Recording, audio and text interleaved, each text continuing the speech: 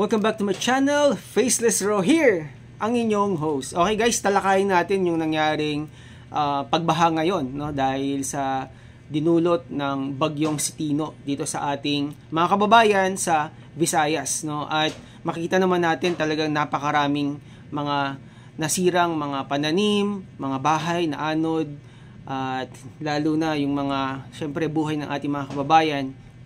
May mga casualties at nakakalungkot din na mga hayop din, no? At napakaraming ari-arian talaga ang nawasak. So, humihingi tayo ng panalangin sa ating mga kababayan na sila po ay makatanggap ngayon ng comfort from the Lord, at higit sa lahat, syempre, yung physical na tulong na hindi lang manggagaling sa ating government, kundi sa ating mismong mga kapwa kababayan. Minsan naantala, no? Sorry to say, I'm not against our government, but minsan naantala talaga yung tulong na nanggagaling sa government dahil sa dami ng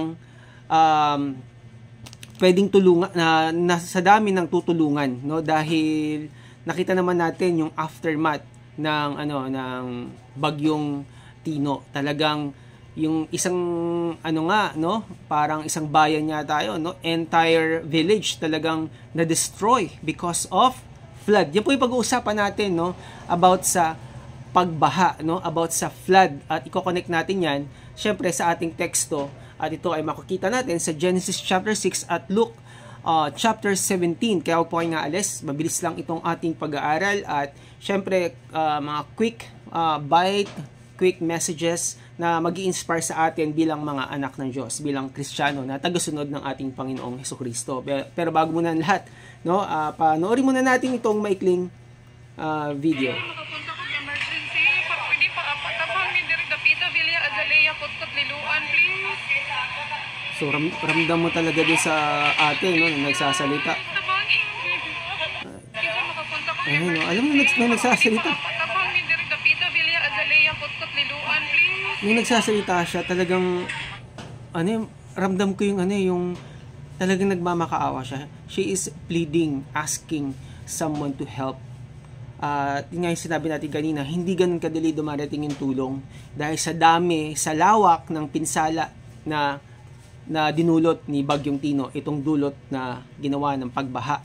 May mga aso na inanod, may makikita tayo na elderly, guys, no? At nakaka-break talaga ng heart na makita yung mga kababayan natin na nasa bubong, at yun nga, no, yung elderly nasa gitna ng pagbaha, no? Niyayakap niya yung kanyang asawa, at makita natin yung mga hayop inaanod, after nito makikita natin na ang daming mga namatay, no, na hayop, na yung iba, ito nga pakiusap natin sa nag-aalaga, no, ng mga hayop. Hanggat maaari po, wag niyo pong iwan yung mga hayop, yung mga alaga ninyong aso at pusa. Kung hindi man ninyo kayang dalhin dahil sa sobrang bilis na ng pangyayari, at pwede po ninyong pakawalan kasi pwede pa silang masurvive doon pag pinakawalan nyo po sila. Pero kung nasa loob lang sila ng cage at hindi sila na makawala, posible po talagang mapahamak po sila at mabawian po sila ng buhay. May nakita nga tayo, 3 husky, di ba? Yung may-ari nag-aas ng help, at yung isang husky nakakaawa din, no? Napilayan siya pa, talagang bababakas mo dun sa mga hayop. Sobrang basang-basa sila, tapos putik na buong katawan nila puro putik, at pagod na pagod yung mga aso. Kaya kung mapapansin natin dito, bakit ba inuugnay, okay, itong pagbaha? Pero bago muna yun, no, guys, gusto ko pong sabihin sa inyo na maraming dahilan kung bakit nagkakaroon ng pagbaha, di ba? So, mga naiisip ko dyan, syempre yung ating kapabayaan bilang mga tao, no? Sa sobrang gusto natin mag-progress at tayo ay mamuhay na sagana, no? At syempre, no, dahil sa bilis, no, ng technology at yung revolution, yung culture revolution dati na sa kasaysayan, makikita natin yung pagbabago ng technology, yung mabilis na pag-unlad ng pamayanan ng isang kultura ay nagkaroon talaga ng mabuting dulot sa tao. Pero sa kabila nito, meron pong mga na-sacrifice Tama po? Ito yung kalikasan. No? Syempre, pag na-violate natin yung nature, yung laws ng nature, ano ang balik sa atin ito? Kaya kung papansin natin, no, may mga, yung weather talagang makikita natin, nag-change yung pattern. Kung pupunta ka ng malamig na lugar, minsan sobrang lamig. No? At pag uminit naman, sobrang init. Dito sa Pilipinas, meron tayong tinatawag na La Niña, ano pa ba? Di ba? Kung mapapansin natin, itong mga to ay nagdulot ng epekto dahil na-sacrifice yung kagubatan, yung kalikasan, yung nature. Kaya, ang balik nito ay sa tao. Naniningil sa atin ng kalikasan. So, sinong may gawa nito? Ang Diyos ba? Babalik tayo sa topic natin. Of course, kitang-kita naman natin, hindi. Tao ang may kasalanan. Kaya kung mapapansin natin, sa Genesis chapter 6, yung tao naging wicked, naging corrupt, naging violent sila. At nakalimutan na nila ang Panginoon.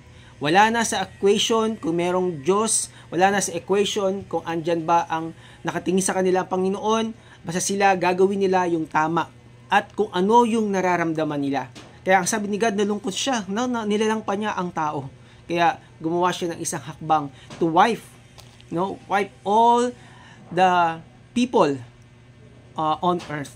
At syempre, nakipag-covenant siya kay Noah at inireveal niya kay Noah yung kanyang plano, binigay niya yung blueprint kay Noah at kung ano yung gagawin niya sa mga susunod na araw. Kaya walang ibang naniwala sa Diyos at nakipag-covenant sa Panginoon, walang iba kundi si Noah. And Noah walked with God and he preached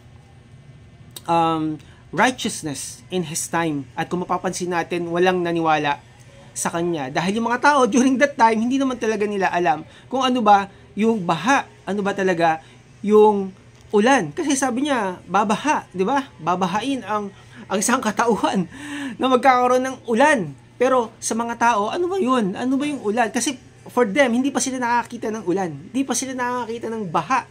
Kaya sa kanila, dinatawanan lang nila si Noah. Naalala ko nga yung wife ko, nag-share siya, maaring si Noah daw, mahahalin tulad natin isang traffic enforcer, no? Na yung mga tao, tinatawag niya, dito ang daan, no? Huwag kayo dyan, no?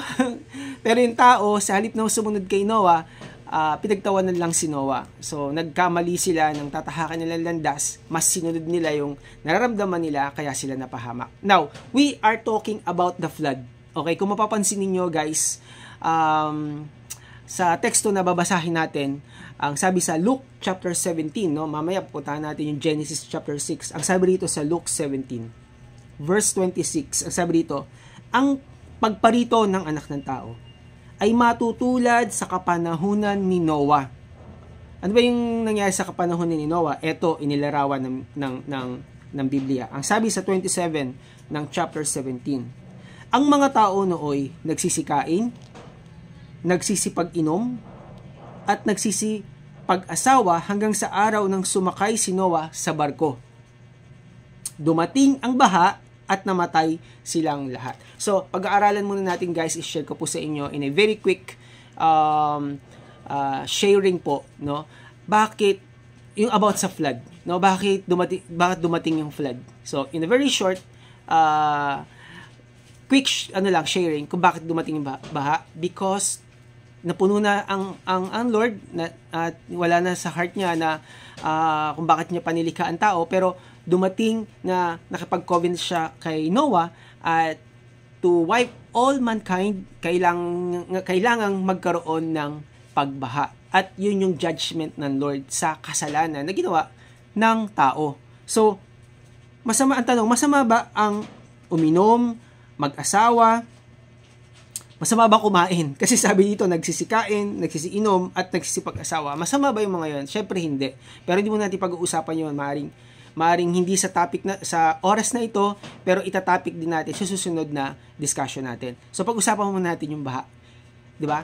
Hindi nyo ba napapansin, pag pinag-aralan nyo po yung history, puro, pabalikan nyo po yung mga social media ninyo, at hindi yung mga report ng mapapansin natin sa mainline media, yung kanilang mga balita, no? At sa history, pag-aralan po ninyo na ang dami nang nangyaring mga pagbaha. Yung Saudi, hindi naman binabaha for 600 years, no? Pero binaha. At yung pagbaha daw na yon, tuneladang tubig, no, ay aabutin daw ng 6 years na ulan bago makalikom ng ganong tubig. So, hindi ko mapakita sa inyo yung video, pero mapapanood po ninyo, balikan lang ninyo yung mga video sa social media, talaga makikita ninyo. At hindi lang yon, no, sa ba't ibang panig ng mundo makikita natin yung mga pagbaha. Hindi lang dito sa Pilipinas, itong nangyari ngayon sa Visayas, hindi lang sa Metro Manila, kundi sa iba't ibang panig ng mundo makikita natin yung mga pagbaha, di ba? Sa Vietnam, China, sa Spain, na-share na natin yan dati, di ba? Yung pagbaha sa Spain. At marami pang mga lugar na kung saan ay binaba at hanggang ngayon. Bakit natin nasabi na in the last days? Kasi ito, sabi dito, dumating ang baha. Silang lahat ay namatay. Bakit? Kasi hindi sila sumunod doon sa panawagan ni Noah na repent, change your lifestyle, follow God. So yan yung dapat na nasa heart natin ngayon. Bakit? Kasi di ba, pag ikaw maglilinis ka, di ba, kailangan mo ng tubig. Kine-cleanse tayo ni God, sinishake tayo ni Lord. So maaaring negative yung dating, pero dapat ito ay mag-serve ng warning sa panahon natin ngayon. Syempre, alam naman natin, yung final judgment ay na kay Jesus Christ. Kinuha niya yung kasalanan ng sangkatauhan at siya na mismo yung naging kasalanan para sa sangkatauhan. Pero ang gusto ko sabihin sa inyo na pwedeng replicate, no? Sabi dito, di ba? Sa panahon ni Noah, ito mo yung mga mangyayari. Ang mga tao na nagsisipag-inom, nagsisipag-saya, nagsisikain, at nagsisipag-asawa. Hindi naman masama yung mga ganung bagay. Pero pag-usapan natin yung susunod, okay? At dumating yung baha. So, replicate, no? Makikita natin na sa panahon natin, sa pagparito ng anak ng tao, mangyayari ulit yung mga pagbaha. At kung mapapansin nyo, eto, no, guys, bago tayo magtapos, sunod-sunod yung mga pagbaha. Napansin nyo ba yun? And I think it's not just, it's a warning to, a call from God to repent and change our lifestyle. Pero yung mga tao ay hindi natututo, no? Marami na sa halip na tulungan yung kapwa-tao, no, nagkamali pa ng ginawa sa yung flood control na nangyari sa atin. 'Di ba? Kung may flood control na hindi nag-corrupt, walang iba yan kundi si Noah. Hindi niya kinrap yung project. No, siya yung unang flood control na nag-project, no? At talagang secure yung kanyang assignment, no, na fulfill niya yung kanyang assignment. So kung may replication ng pagbaha, kung pag-aaralan po ninyo sa history sa panahon natin ngayon, ito yung last na gusto ko sabihin, nag-accumulate siya. So sa history makikita niyo yung mga minimal na mga floods, pero sa time natin ngayon, grabe yung pagbaha. Hindi niyo ba napapansin yan? Because we believe, no, that Jesus Christ is coming very soon and we need to prepare ourselves. Guys, sa susunod po na ating pag-uusapan, i-discuss ulit natin ito. Quick sharing lang po at quick bite yung ating sinishare so that we can tawag dito, makain natin, okay? Mature natin at hindi tayo mabulunan. At masarap nito, syempre, habang nagba-Bible study tayo, nag-aaral tayo ng salita ng Diyos, ay mumuni-muni natin kung ano yung mga nangyayari sa panahon natin. Kaya naman pala, ganito yung nangyayari sa buong mundo, ganito yung nangyayari na pagbaha, ganito yung nangyayari sa government. Hindi natutulog ang Panginoon. Nakikita niya yung mga injustices, yung mga killings, yung mga wrong practice, yung mga bribery, yung lahat ng mga yan ay nakikita ng Panginoon. Darating yung retribution. Kaya ingatan po natin ang ating sarili. Next topic natin, ito pa din, itutuloy natin at babasahin naman natin yung Genesis chapter 6. So maraming salamat sa inyo mga kapatid at ipag-pray po natin ang ating bansa, ang ating kapwa Pilipino na makaahon dahil ang ating pag-asa. Alam niyo ang mga Pilipino, alam niyo naman, di ba? Totoo 'yon na tayo ay masayahin, no, kahit anumang mga unos, kalamidad, at ano pang mga bagay dumating sa ating bansa, ay masaya pa rin tayong nakakatayo dahil alam natin na mayroong Diyos na tumutulong sa atin at ang mga Pilipino ay likas na matulungin. Okay, wag tayong makurap, wag tayong magmasira ang ating loob sa kung ano man nangyayari sa ating bansa. Patuloy tayong manalangin at patuloy tayong umasa na ang Diyos ay nariyan at kasama natin, tutulungan tayo. Okay po, kita-kita muli tayo sa susunod na video dito sa ating channel. God bless everyone.